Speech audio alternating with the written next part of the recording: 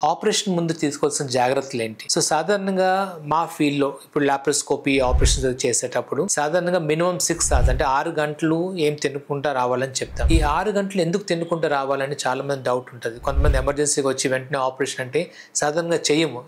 ఎందుకంటే మనం ఎనస్థీసియా అనేది ఇస్తాం. ఎనస్థీసియా అంటే మత్తు అనేది ఇచ్చేటప్పుడు మనం ఐదర్ స్పైనల్ ఎనస్థీసియా అయినా జనరల్ ఎనస్థీసియా అని ఇస్తాం. కొంతమందికి చిన్న చిన్న గడ్డలు అవి ఉంటే మనం లోకల్ ఎనస్థీసియాలో చేస్తాం. అంటే ఎక్కడుంటే అక్కడే చిన్న మత్తు ఇచ్చి చేస్తాం. లోకల్ ఎనస్థీసియా చేసేటప్పుడు మనం ఏం తినకుండా ఉండవలసిన అవసరం లేదు. ఎందుకంటే అప్పటికప్పుడు మనం ఇచ్చి పంపించేసేయచ్చు. కానీ స్పైనల్ ఎనస్థీసియా అయినా జనరల్ ఎనస్థీసియా ఇచ్చేటప్పుడు మన పొట్ట అనేది ఖాళీగా ఉండాలి. ఎందుకంటే మనం ఎనస్థీసియా ఇచ్చిన తర్వాత కొన్నిసార్లు వామిటింగ్ సెన్సేషన్ కానీ లేకపోతే మనం తీసుకునే ఫుడ్ అనేది మన పులిబర్ బయటకు వచ్చిందంటే అది ఊపిరితిత్తులోకి వెళ్ళే ఛాన్స్ ఉంటుంది.